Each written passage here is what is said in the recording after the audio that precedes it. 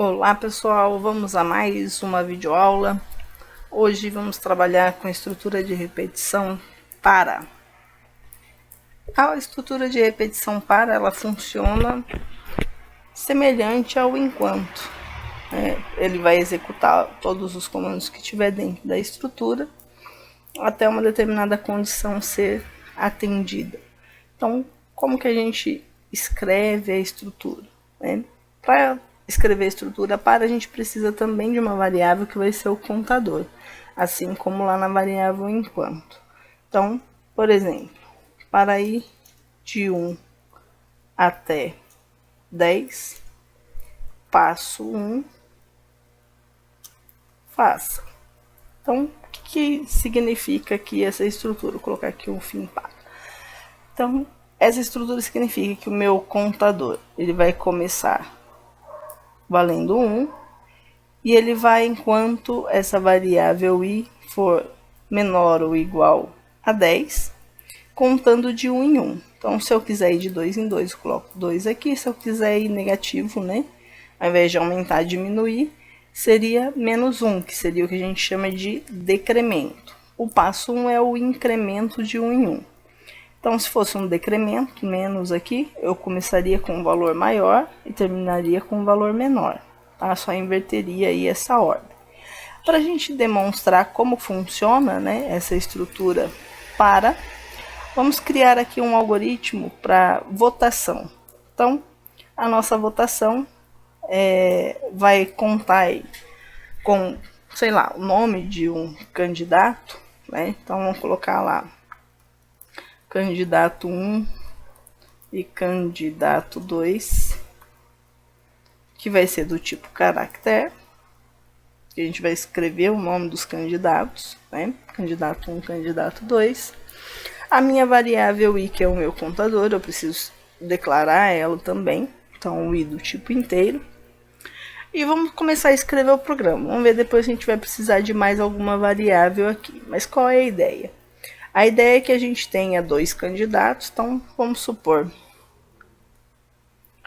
colocar aqui um escrevo para a gente colocar uma legendinha aqui no nosso programa. Um escreval, né?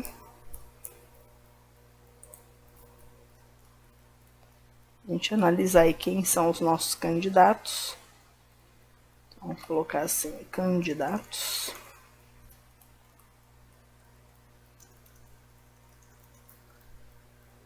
Opa. Candidatos. Só para ficar bonitinho, mas isso daqui independe, né? No programa, como é espaço vazio, tanto faz, a gente fechar ali antes ou não. Só se tivesse algum traço, por exemplo, se eu colocar um pipe, né, aqui, para fazer esse tracinho, aí sim, né?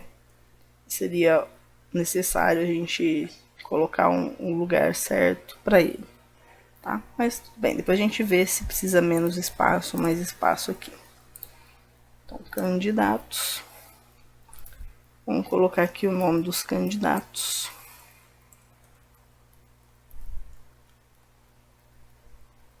Então, vamos supor, o candidato 1 é o José Clésio.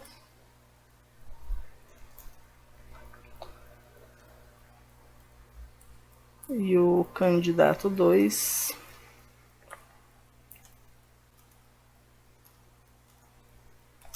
é o Terêncio.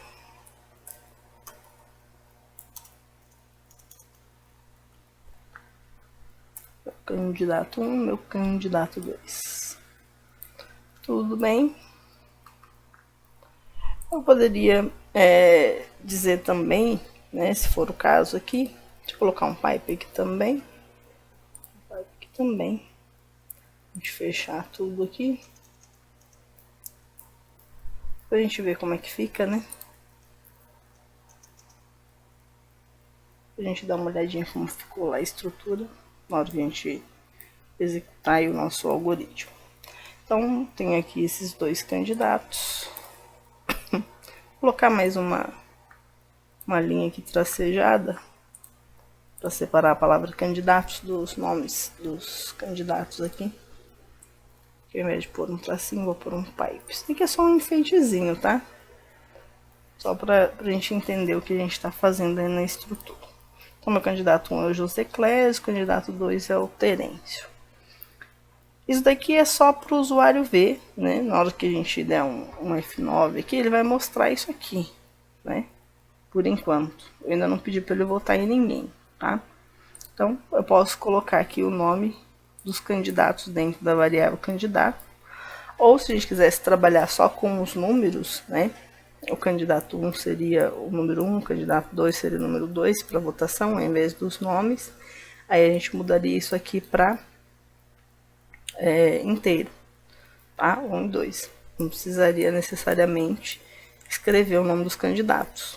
Eu poderia mudar só aqui, né, na legenda, tá? Mas a gente vai usar aqui para que a pessoa também possa, por exemplo, se eu quiser mudar meus candidatos amanhã ou depois, eu posso mudar. Então, eu posso guardar aqui, candidato 1, o nome José Clésio. E dentro da variável candidato 2, o nome Terêncio, tá? Porque depois eu posso mostrar pela mensagem, não preciso mostrar o nome da pessoa, posso escrever lá candidato 1, candidato 2. Candidato 2, aqui, tá? O José Clésio e o Terêncio. Beleza. Então, para a variável ir de 1 até 10, o que nós vamos fazer? Nós vamos votar. Vamos supor que a gente só tenha 10 pessoas para votação, tá? Então, cada vez que a pessoa for lá na urna, o que vai acontecer? Vai aparecer uma mensagem lá na tela. Digite o número do seu candidato e pressione Enter. Aparecer a mensagem lá na tela, tá? Então, leia.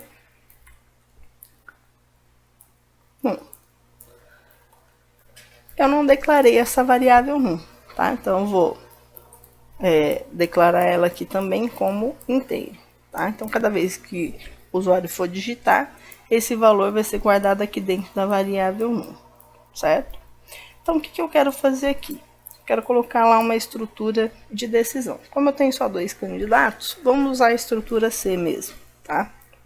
Então, se o num for igual a 1, então, o que eu tenho que fazer? Eu tenho que criar uma variável que vai somar quantos votos o José Clésio teve. E uma outra variável que vai somar quantos votos o Terêncio teve. Então, eu vou chamar aqui de soma 1. E aí, o que vai guardar essa soma 1? O valor que eu tiver dentro da variável mais um voto, certo? Então, o que eu preciso? Eu preciso declarar essa variável também, que senão depois não vai funcionar, como a gente viu lá no outro exemplo. Então, ela também vai ser uma variável do tipo inteiro. E eu já vou colocar aqui o soma 2, que vai somar os votos lá do candidato 2 também, tá? Então, soma 1, né? Recebe soma 1 mais 1. Quem quer soma 1? Tá guardando? Nada, né? Então, eu vou colocar aqui, ó, que a soma 1 tem 0, tá? Para começar com 0. Se a gente colocar 2 aqui, o meu candidato 1 já sai na frente, né? Antes de receber o voto, né? Ele já vai ter 2 votos. Então, minha urna tá roubando aqui 2 votos pro meu candidato. Então, tem que começar aqui com 0. Então, meu candidato 1 recebeu mais 1, né? Então, eu estou somando os votos para esse candidato. Vou colocar o meu fim C aqui. Deixa eu já dar um Ctrl G para ele arrumar a indentação aqui, para a gente ter uma ideia de como está ficando o nosso código, né? Então, se for igual a 1, ele vai somar 1 aqui. Mas, né, se o meu voto não for igual a 1, for outra coisa, né, então eu vou colocar aqui, ó, um senão, né? Só que esse senão, ele vai ter uma outra condição. É porque eu posso ter alguém que digite um número inválido. Então, eu tenho que pensar nessa possibilidade também. Então, se o número que o usuário digitou for igual a 2, então a gente vai somar no soma 2. Então, soma 2 recebe soma 2 mais 1. Ok, tá somando as coisas do candidato 2. E se não for, né? Se não, o que a gente vai mostrar lá? escreva, digite um número válido. Porque o carinha digitou alguma coisa que não tinha lá, ou é 1 ou é 2. Se ele digitar alguma outra coisa, ele vai vir aqui porque não tem essa condição. Então eu tenho que finalizar esse meu outro C, tá? Então observa aqui, ó, o meu para, né? Tá finalizando aqui, certo? Eu vou ter essa opção para ele ler o número dos candidatos. E aí, se minha condição for igual a 1, ele vai executar o que está aqui dentro do então. Se não for igual a 1, ele tem uma outra condição aqui, tá? Um outro C. Então, por isso que a gente teve aqui de novo, ó, que inicial C, tem um C não no fim C, e esse fim C aqui fecha nesse C aqui de cima, tá? Então, digite o número válido, e aí ele precisa fazer o quê? Ele precisa guardar o número que o usuário digitou de novo dentro da variável num. Ele vai fazer isso até quando? Até nessa variável i aqui extrapolar a condição dela. Então, quando a variável i for 11, ele para de executar. Enquanto a variável i não for 11, ele vai verificar aqui se o usuário está digitando 1, 2 ou qualquer outro número. Tá? Então, aqui ele está somando esses valores. O que falta a gente fazer aqui? Então, eu já declarei a variável soma 2, né? Falta declarar, atribuir, na verdade, um valor para minha variável soma 2. Também começar com 0, tá? Terem isso, não ter nenhum voto aqui quando o meu programa terminar. E aí, quando ele somou todos os valores aí, nós vamos precisar mostrar para o usuário, né, quando ele terminar essa execução, quantos votos cada candidato teve. Então, eu vou colocar aqui um escreval, né, o candidato. E aí, a gente pode pôr o nome da variável, porque aí eu posso colocar o nome de outra pessoa numa próxima eleição, né? Teve. E aí, o número de votos. Soma 1, votos. Então, candidato 1, né, que é o José Clésio, teve tantos votos. E a mesma coisa a gente vai fazer com o candidato 2. Então, Ctrl C, Ctrl V. Então, o candidato Terêncio, né, no caso vai estar aqui escrito Terêncio, que é o valor que está aqui dentro do candidato 2, teve tantos votos. Então,